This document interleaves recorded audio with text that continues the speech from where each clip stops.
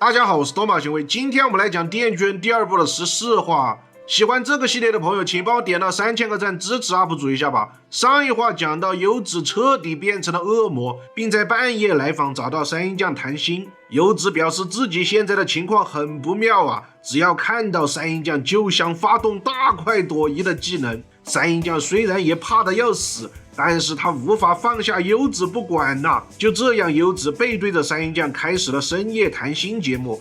他说自己是来做最后的告别的。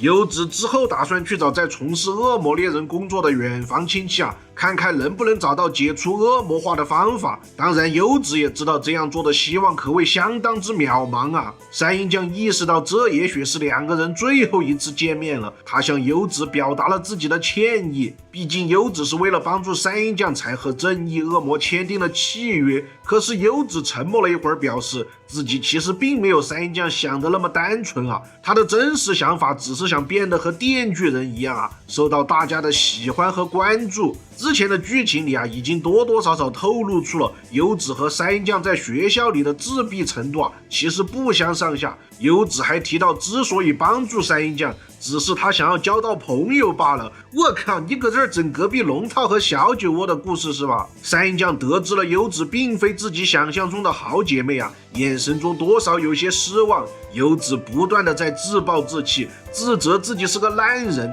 杀了那么多无辜的人，居然还以正义自居，不断窥探别人的内心，却迷失了自己的初衷啊！山鹰酱越听越难受，他多次想要打断优子啊，不料优子已经快要暴走了，他的鱼刺正不受控制的想要杀死山鹰酱。优子回过神来，表示事已至此，自己无颜面对山鹰酱，现在他必须要离开了。优子虽然已经不能确定自己对山鹰酱的感情是否真实，但是作为此生唯一交到的朋友，优子在临别之际啊，还是给了山鹰酱最后的忠告：山鹰酱啊，你可绝对不要被正义恶魔蛊惑啊！那个家伙他就隐藏在学校里啊！说罢，优子准备离去，可山鹰酱一再强调要优子等他一下，说着就急匆匆地跑进了房间里。随后，山鹰酱拿出了那双象征着两人友谊开端的鞋子。因为优子现在的处境啊，就和当初的山鹰酱一样，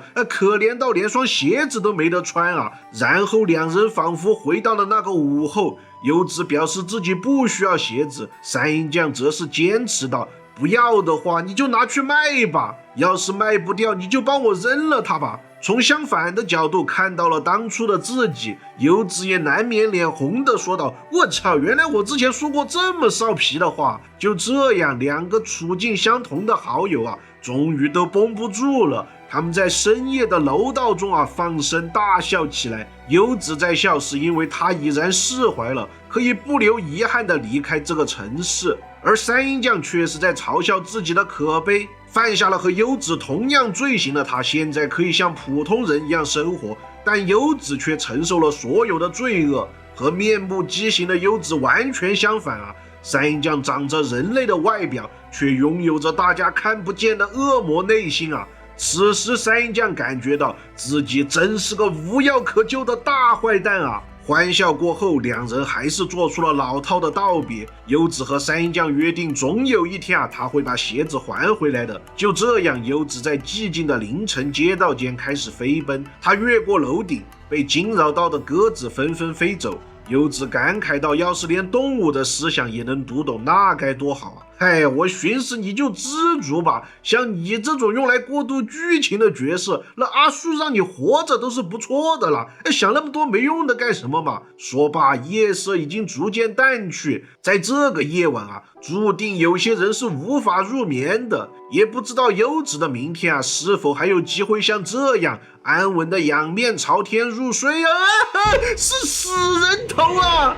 太过分了！阿树又玩这招突然死亡法。优子看着眼前已经和自己分离的躯干啊，疑惑不解地说出了凶手的名字。什么？抓着优子尸体的那个身影啊，居然是人类的好邻居电锯人啊！谁分散了过来？我也在。刁德一发言，我踩到尸体之后报的警啊，现在我们来分析一下关于这桩优子遇害案的几种可能性啊。如果把凶手限定在已知的人物中，我们首先要排除这个三将和正义恶魔，因为这两个人目前来看作案动机不大，并且看起来和电锯人这个凶手的背影没啥关联性。再来是章鱼哥，这里说的章鱼哥当然是指他背后的组织啊。章鱼哥如此卖命的想要保住电次身份的秘密，而优子作为本次学校袭击案中和电次交过手并且还生还的恶魔，章鱼哥完全有杀他灭口的可能性啊。至于背影为什么是电锯人，这个可能就和他背后的组织有关了。所以章鱼哥我们给他50%的概率是狼啊。然后就是睡觉这张图中出现的两个人，这个雀斑妹是之前欺负过三江的同学，她在优子的袭击中奇迹般的生还了。从人物的存在感上来讲啊，她完全就是一个路人角色嘛。这里她居然出现在几个主要人物的镜头合集里，我严重怀疑啊，这是阿树在混淆视听。但是也有另外一种可能啊，就是这个人和之前的恶魔妹子有着巨大的关联，不然他没有什么理由还能活到现在。即使如此啊，感觉他和这个电锯人的背影还是扯不上什么关联来，所以我觉得他可能是一个中立单位的定性。最后呢，也就是这次凶案的最大嫌疑人电次啊，这里阿树来了一手反逻辑，故意搞了个电锯人的背影以及优子临死前的证词。确定了杀他的人啊，至少外表上就是电锯人。但是看了100多集电锯人之后，电次那个尿性啊，大家都比较清楚了吧？他没什么杀优子的动机啊。那么电次是凶手的可能性啊，大致就存在以下两种了。其一呢，就是这个世界上存在着无数个电锯人，他们中除了电次之外啊，只在夜深人静的时候才出来杀恶魔。而优子呢，只是运气不佳，正好遭中了。另一种可能呢，就是电次怀抱中的这个黑色物体啊，没错，就是他支配之恶魔，是他操控电次在睡觉的时候作案啊。综上所述，我建议啊，这一轮我们先把电次给票出去啊。电次你不要说话，你已经没有说话的权利了，这把大家跟我走啊。我们先把电次票出去，如果下一轮游戏还没有结束的话，我们直接翻堂集合票章鱼哥，不给他出刀的机会。好了，刁德一发言完毕啊，本话结束。